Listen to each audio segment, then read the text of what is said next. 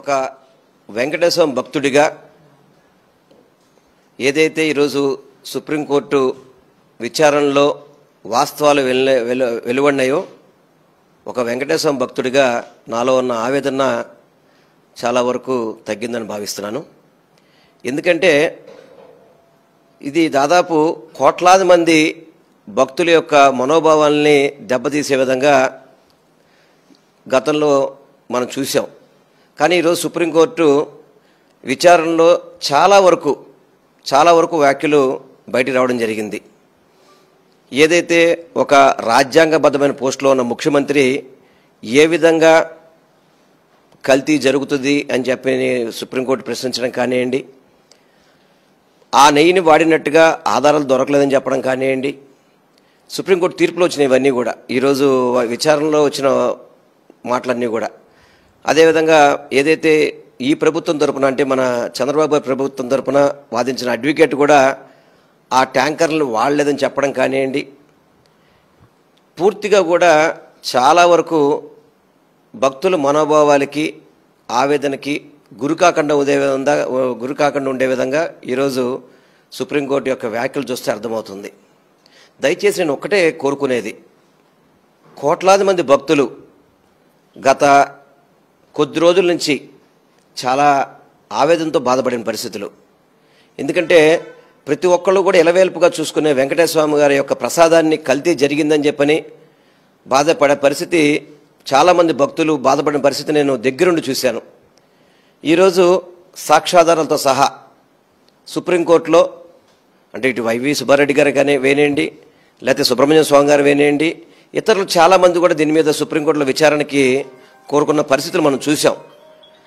కానీ ఒక ముఖ్యమంత్రి స్థాయిలో ఉన్న వ్యక్తులు ఇటువంటి ఆధారాలు లేకుండా మాట్లాడడం అనేది బాధ్యతారాహితంగా ఉన్నాయనేది మనకి ఈరోజు అర్థమవుతుంది. పూర్తిగా కూడా ఈరోజు సుప్రీంకోర్టు విచారణలో తెలిసింది ఆ బళ్ళు వాడలేదని చెప్పని. అదేవిధంగా ఒకవేళ మీకు ఆ యొక్క దీంట్లో తీర్పు వచ్చుంటే కానీ మన ల్యాబ్లో రిపోర్ట్ వచ్చుంటే రెండో ల్యాబ్కి ఎందుకు మీరు ఒపీనియన్ పంపలేదని చెప్పడం కానివ్వండి, ఎందుకు ఇన్నాళ్ళు గ్యాప్ ఇచ్చారు, జూలై 23వ తారీఖు జరిగితే సెప్టెంబర్ 18వ తారీఖు వరకు ఎందుకు మీరు దీన్ని గోప్యంగా ఉంచారు, అదేవిధంగా సిట్టు వేయాల్సిన అవసరం ఏంటి, ఇవన్నీ కూడా కోర్టు ప్రశ్నించింది. ఇవన్నీ కూడా అంటే భక్తులకు ఎన్నో అనుమానాలు ఉన్నాయి. ఆ అనుమానాలని తొలగించే విధంగా కోర్టే ఈరోజు సుప్రీంకోర్టే ఇవన్నీ ప్రశ్నించినందుకు ఒక వెంకటేశ్వర భక్తుడిగా చాలా ఆనందాన్ని వ్యక్తం చేస్తున్నాను. తప్పకుండా ఇది కోర్టు పరిధిలో ఉంది కాబట్టి రేపు మళ్ళీ 3వ తారీఖు నాడు దీని మీద విచారణ ఉంది కాబట్టి తప్పకుండా ఆ విచారణలో అన్ని నిజాలు బయటపడతాయని చెప్పి మాత్రం నేను వెంకటేశ్వర భక్తుడిగా నేను ఆశిస్తున్నాను. నేను ఇప్పటికి కూడా గౌరవ ముఖ్యమంత్రి గారికి ఒకటే చెప్తున్నాను, దయచేసి రాజకీయాల్లోకి వెంకటేశ్వర స్వామిని కానీ తిరుమల తిరుపతి దేవస్థానాన్ని కానీ మీరు లాగబాగండి స్వామి. ఎందుకంటే భక్తులు ఎంతోమంది, ఇది రాజకీయాలు వద్దు, ఎందుకంటే పార్టీలు వేరు రాజకీయాలు వేరు. వెంకటేశ్వర స్వామికి ప్రపంచవ్యాప్తంగా కూడా భక్తులు ఉన్నారు. వాళ్ళందరూ కూడా ఈరోజు ఆవేదన పొందిన పరిస్థితులు ఈ సుప్రీంకోర్టు విచారణ ద్వారా అందరికీ కూడా చాలా వరకు అనుమానాలు తొలగినాయి. రేపు 3వ తారీఖు నాడు వచ్చే తీర్పు కూడా భక్తులకి అందరికీ కూడా ఆవేదన తీరే విధంగా ఉంటుందని చెప్పి మనస్ఫూర్తిగా కోరుకుంటూ ఈ వెంకటేశ్వర భక్తులందరికీ కూడా ఒక్కటే కోరుకుంటున్నాను, చంద్రబాబు గారిని వెంకటేశ్వరం రాజకీయాలు తీసుకురావద్దు, రాజకీయాల్లో దేవుడిని లాగొద్దని మాత్రం మీ ద్వారా నేను చంద్రబాబు నాయుడు గారిని కోరుకుంటున్నాను.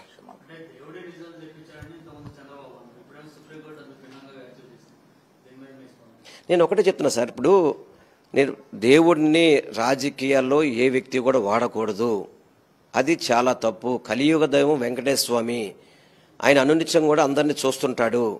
అటువంటి దేవుడి ప్రసాదాల మీద రాజకీయాలు చేయకూడదు అనేది మా ఆవేదన కూడా. అందుకనే నేను మొన్న కానీ అంతకుముందు కానీ చెప్పింది కూడా అదే, నేను భక్తులు మనోభావాలు దెబ్బతీస్తే కనుక ఏ వ్యక్తి అయినా సరే క్షమాపణ చెప్పాలి అని చెప్పని.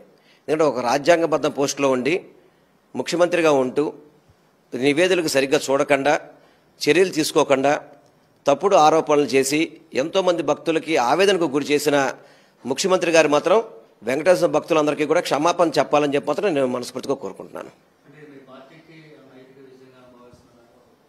ఇది నేను పార్టీకో దేనికో నేను సంబంధించిన విషయం అయితే కాదు, ఒక వెంకటేశ్వర భక్తుడిగా నేను మాట్లాడుతున్నాను.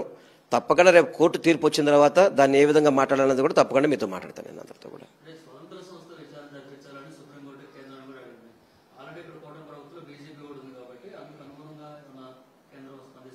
అంటే మేము కూడా అడుగుతుంది అదే కదా.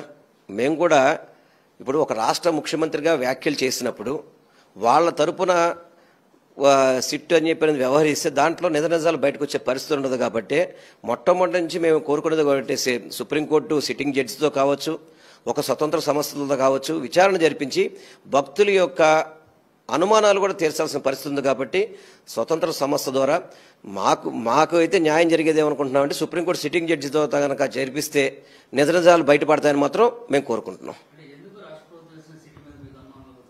సరే, ఒక ముఖ్యమంత్రి దగ్గర పనిచేస్తున్న కమిటీ అది. సిట్ అనేది అధికారులు ఎక్కడ పనిచేస్తున్నారు? ఆ ముఖ్యమంత్రి గారి పరిధిలో పనిచేస్తున్నప్పుడు ఆల్రెడీ ముఖ్యమంత్రి గారు దీని మీద తీర్పు చెప్పినప్పుడు ఆ తీర్పుకి వ్యతిరేకంగా సిట్టు తీర్పు వస్తుందని మనం భావిస్తామా? అధికారులు ఆల్రెడీ ముఖ్యమంత్రి గారు చెప్పేసి ప్రెస్ మీట్లో అనౌన్స్ చేసేసిన తర్వాత ఆ సిట్ నుంచి మనకి పాజిటివ్ వస్తుందని చెప్పని ఎవరు కూడా భావించట్లేదు. భక్తులుగా కూడా ఎవరు దాన్ని నమ్మే పరిస్థితి లేదు. కాబట్టి సుప్రీంకోర్టు సిట్టింగ్ జడ్జిలో విచారణ జరిపించమనేది మా యొక్క డిమాండ్ కూడా.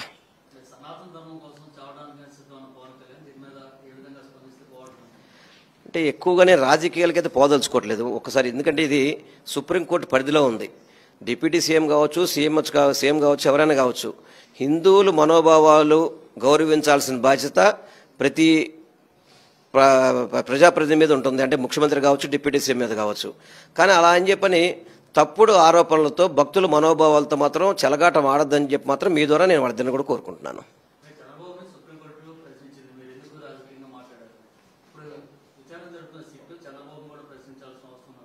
తప్పకుండా ప్రశ్నించాలి కదా.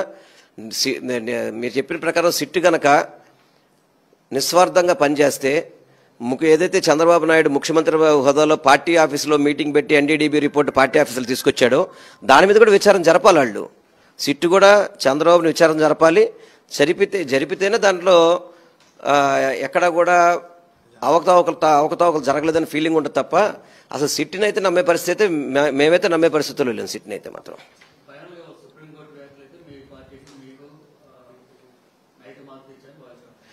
వెంకటేశ్వర భక్తులందరికీ కూడా ఊరటనిచ్చే విధంగా దాంట్లో విచారణలో ఇప్పటి వరకు వచ్చిన వాస్తవాలన్నీ కూడా వెంకటేశ్వర భక్తులందరికీ కూడా ఊరట కల్పించే విధంగా ఉన్నదని మాత్రం మీతో చెప్పగలుగుతాను నేను.